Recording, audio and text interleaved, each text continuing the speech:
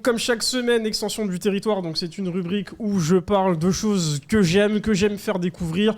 Aujourd'hui, on a parlé beaucoup de Naruto, on a parlé beaucoup de One Piece.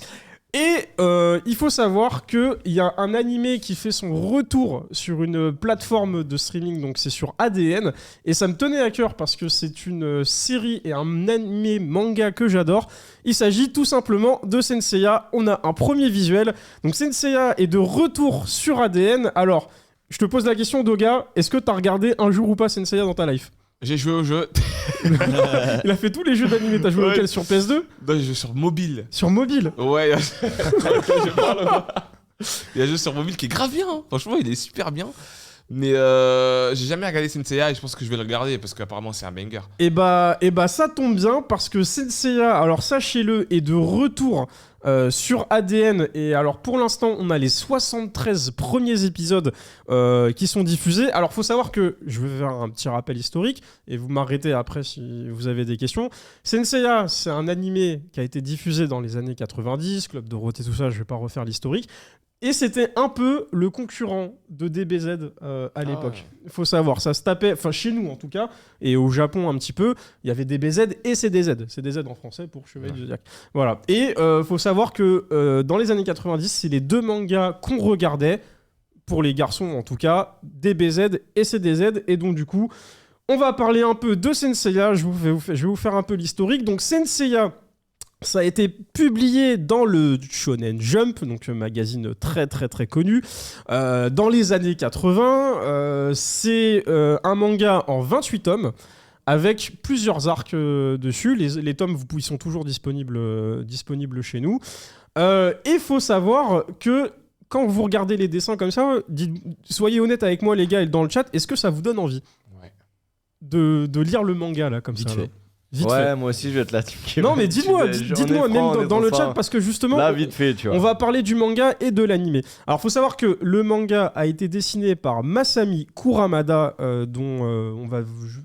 Voilà. Donc, oui, là. Alors, pourquoi il est vénère Alors, Masami Kuramada, c'est le créateur de Senseiya. Et il faut savoir que Masami Kuramada, c'est un auteur qui est quand même très malin. Le gars a dessiné Senseiya, il a fait d'autres séries, BTX, Ring no Kakero, qui est du coup un manga sur la boxe. Et en fait, cet auteur, malgré le fait que je l'aime beaucoup et qu'il a raconté beaucoup d'histoires, il y a un petit souci, c'est qu'en fait, c'est un des rares auteurs encore aujourd'hui dont le style graphique n'a pas évolué. C'est-à-dire que Kuramada, il dessine encore comme une merguez, encore aujourd'hui. Moi, bon, j'avoue, je dessine pas mieux que lui. Quand vous voyez la planche, ici, bon, c'est cool, il y a des effets de vitesse, etc., etc. Mais voilà, il faut savoir que Kuramada a toujours le même style graphique et que Senseiya, aujourd'hui, le lore de Senseiya s'étend à beaucoup d'autres œuvres. On a Senseiya, on a Senseiya G qui, du coup, englobe les Chevaliers d'Or. On a Senseiya Lost Canvas qui est pour moi peut-être le plus connu aujourd'hui. Et plein d'autres œuvres. Sauf que maintenant, Kuramada, en fait, ce qu'il fait, c'est qu'il s'associe avec d'autres mangaka. Parce qu'il sait que son style, il est pété, tu vois. Donc, du coup, lui, il va faire un peu le storyboard, il va t'écrire l'histoire, etc., etc. Et il va confier, du coup, le dessin à d'autres mangaka, histoire de relever un peu la chose. Pourquoi je vous parle de Senseiya ? Parce que le manga a eu son petit succès, ça a bien marché, c'était la première fois qu'on voyait des personnages au chara-design, des gars en armure, des cheveux longs. Dans Senseiya, c'est tous quasi des BG. Tu vois, genre vraiment, c'est des gars, ils sont propres sur eux et tout, mais ils se tapent en armure. Et ça cassait un peu avec le style de l'époque où on avait des Hokuto no Ken, qui étaient grave énervés, t'avais un Sangoku, et tous ces autres personnages. Du coup, à un moment donné, Senseiya a eu son succès qu'il méritait. Et on a eu le droit à un animé. Donc là, je crois j'ai un prochain visuel à vous montrer. Donc, parle dans ton micro, s'il te plaît. Vous m'entendez là ? Oui, ils t'entendent, mais quand même, parle dans ton micro. Ah, pardon. Du coup, on a un visuel parce que Senseiya arrive. Et alors, Doga, je vais te poser la question. Est-ce que t'es chaud en générique ? Ouais. En générique ? Ouais. Ouais, t'as raison.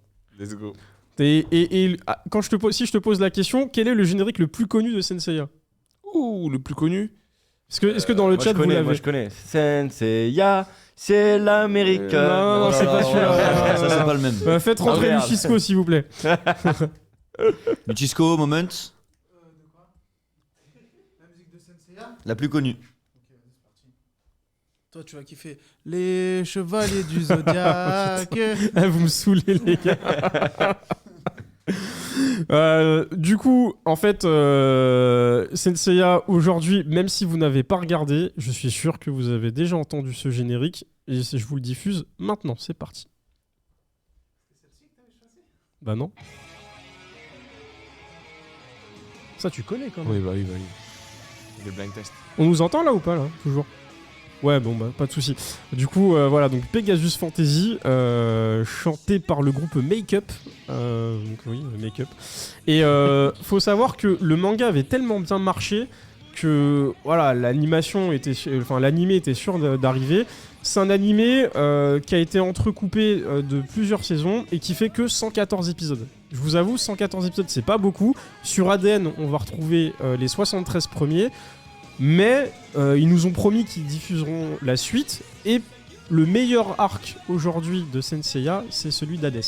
D'ailleurs, parce que j'ai les mangas ici, je voulais quand même que vous feuilletiez. Même le sac, il est collector. Le sac est vieux. Tenez, j'ai ramené les mangas, je voulais que vous feuilletiez un petit peu. Donc là, vous avez Senseiya. Là tu as du Lost Canvas.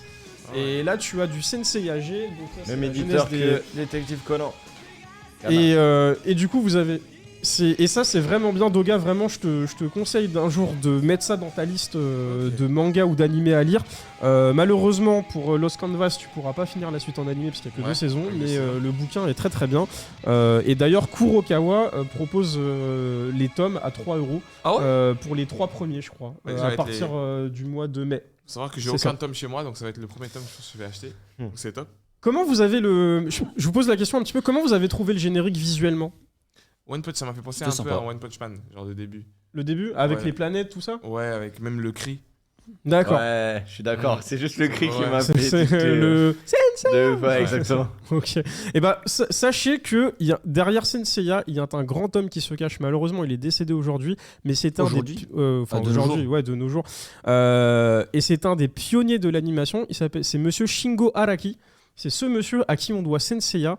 Et Kevin, juste parce que je sais que toi, t'es niveau manga, je sais que t'as tes préférences, mais si tu compares le tome là qui est ici, là, celui-ci, tu regardes les dessins, vas-y, ouvre-le, et que par rapport au générique que tu viens de voir, tu vois que les dessins sont vraiment différents. En fait, les dessins, c'est celui que je feuilletais en plus. Exactement. J'aime beaucoup plus. En fait, il faut savoir que ce monsieur Shingo Araki, en fait, on lui doit beaucoup à l'animation. Il a changé énormément la donne dans les années 80-90 en termes de chara design. C'était un chara designer de personnages et c'est lui qui a redessiné carrément Seiya et qui lui a donné la belle gueule qu'il a aujourd'hui, parce que quand vous voyez un peu les persos, ils ont mal vieilli. Et en vrai, si on doit un succès à Senseiya aujourd'hui, c'est grâce à ce monsieur et du fait que l'animé soit incroyable. Vraiment visuellement, aujourd'hui ça a été remasterisé. Oui, tu voulais dire. Celui-là, je trouve, il est un peu plus bresson, tu vois, dans le style de... Alors, celui-là, tu peux le montrer à la caméra si tu veux. C'est Senseiya G. C'est la jeunesse des Chevaliers d'Or. Voilà, ça a été publié chez Panini et c'est encore trouvable. Et ça raconte la jeunesse des Chevaliers d'Or avant qu'ils se battent avec la bataille du sanctuaire, etc., etc. Mais on va pas rentrer dedans parce que je voulais pas. Mais en tout cas, le trait. Le trait, ouais. Et en fait, quand tu trouvais vois ça un peu plus sombre et un peu plus stylé. Après, je suis pas forcément fan des grands yeux et j'avoue, la licence Chevalier du Zodiac m'a vraiment jamais touché. C'est vrai ? Et jamais intéressé. C'est vrai ? Mais là, le trait, enfin là, le dessin est plus. Ouais, je sais pas. C'est à Code Geass un petit peu. Ça me tentait pas mal. Les dessins comme ça, assez fins. Ouais, des gros traits sur les cheveux, ça me fait penser un petit peu à Code Geass, mais... En fait, aujourd'hui, je sais qu'il y a beaucoup de gens qui ont du mal à regarder les animés des années 80-90. Pourtant, ils ont été remasterisés. Mais je vous assure que, en fait, tous les animés que vous regardez aujourd'hui, que ce soit du Naruto, du One Piece, ça vient de là, en fait. Ça vient de DBZ, ça vient de Senseiya. Et moi, je pense qu'aujourd'hui, il est important quand même de garder ces œuvres-là. Je peux comprendre qu'un gars qui a 15-16 ans me dise, moi, les animés des années 80-90, j'en ai rien à faire parce que c'est moche, c'était mal dessiné. Mais à l'époque, il n'y avait que ça. Et ce que vous regardez aujourd'hui, l'essence même de ce que vous retrouvez vient de ces animés-là. Et pour moi, il est important de les regarder. Et je trouve ça cool de la part d'ADN de prendre cette initiative, parce que choper des licences, c'est pas évident. Je vous rappelle que par exemple que Dragon Ball Z, ou Dragon Ball n'est toujours pas trouvable sur des plateformes légales encore à l'heure actuelle. C'est ni sur ADN ni sur Crunchyroll. C'est encore détenu et c'est bien gardé par les Japonais pour l'instant. Et là, le fait d'avoir les Chevaliers du Zodiaque, je trouve que voilà, c'est stylé. Et voilà, je voulais vraiment vous montrer ça et faire en sorte que vous découvriez. Du coup, j'ai un petit extrait à vous montrer. Peut-être que ça va vous changer d'avis. Let's go. C'est tiré de la planche qu'on a vue tout à l'heure. La planche dégueulasse, là. Voilà. En animation.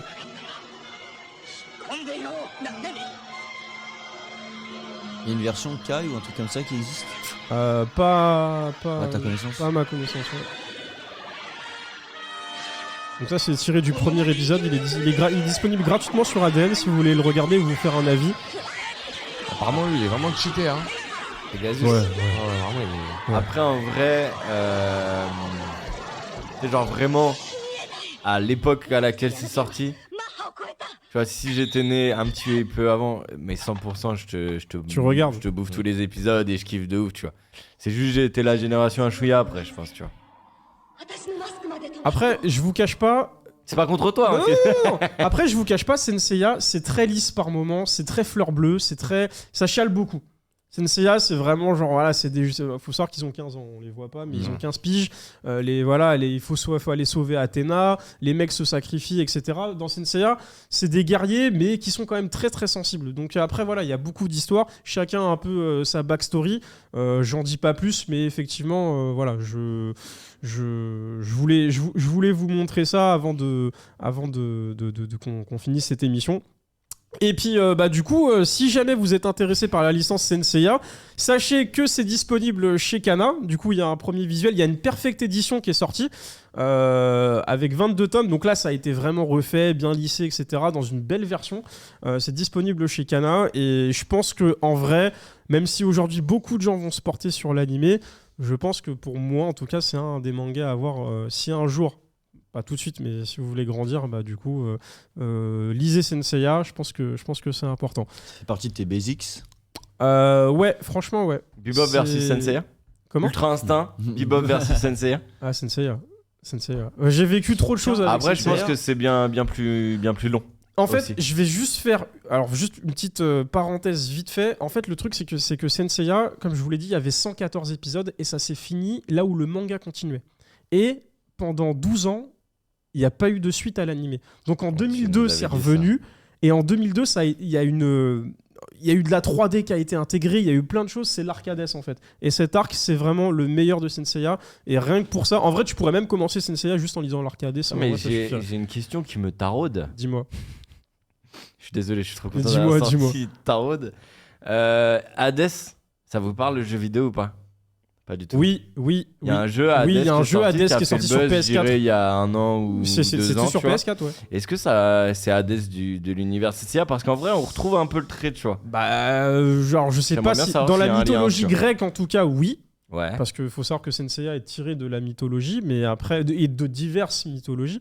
Mais oui, je pense, clairement. Ok. Clairement. Ce sera creusé. Voilà. Alright. Et alors, si jamais vous voulez pas regarder les 73 épisodes qui sont disponibles sur ADN, sachez néanmoins que sur YouTube, il y a une chaîne qui s'appelle Senseiya abrégé, et c'est une série parodique en 12 épisodes de Senseiya. Je vous balance juste un extrait pour que vous regardiez, et vous me dites ce que vous en pensez. Et on finit sur ça. C'est du sang, tout ça ? Je pensais que c'était des fleurs. Ouais. Un transformer. On peut augmenter le son. Les 5 chevaliers de bronze sont vaincus. Lulu, Onyx atomisé, le dragon propulsé, le cygne surgelé, Andromède allongé près de notre homme. C'est bizarre. Et enfin Pégase, ce maudit Pégase, attendant la mort dans un champ. Doga, il est perplexe. Doga, ici, je regarde pas. C'est fini, over, à pout, coupé, on la garde. Le sanctuaire est à moi. J'ai gagné.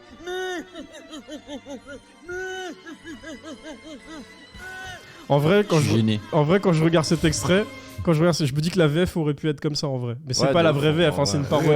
C'est une parodie sur YouTube. Voilà les gars, je voulais vous laisser là-dessus, sur Senseiya abrégé, sur l'univers de Senseiya, si jamais vous voulez regarder.